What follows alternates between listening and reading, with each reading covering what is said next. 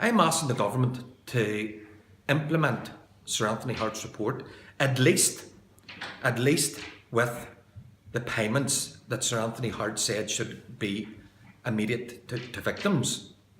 Because victims went through that inquiry on the basis that they would see justice. They're not seeing justice. You know, we had the collapse of Stormont. Recently, over the past few days, I've seen Karen Bradley passing through legislation over a few boilers. Now, that was done very quick. Now, remember, this is a few boilers.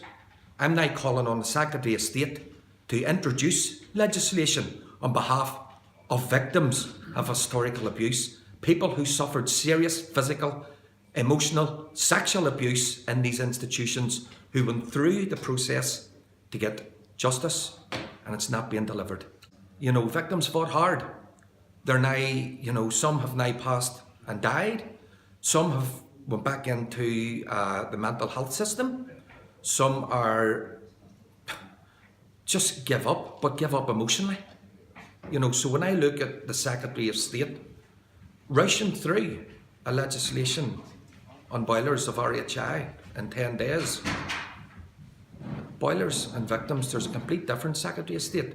You need to step up to the mark. And if she doesn't step up to the mark and she's more concerned about boilers than victims, well then I would call for her to resign. The victims of historical institutional abuse, of pernicious abuse, should not be the collateral damage of a dysfunctional politics.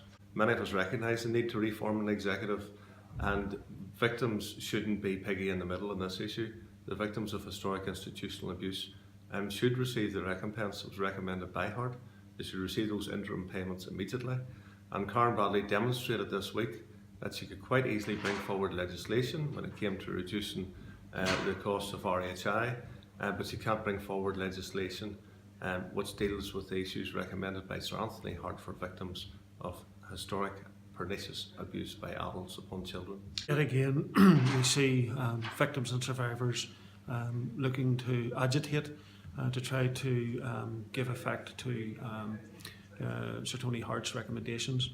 There's a great degree of frustration and despondency that those implementations haven't taken effect, and that we're left as lawyers having to agitate through the courts yet again. There's already a deep sense of loss, the fact that many people have to come forward and resort to conventional litigation to try and get their human rights implemented. That's deeply distressing for them. It's re-traumatizing for them, and it's unsatisfactory.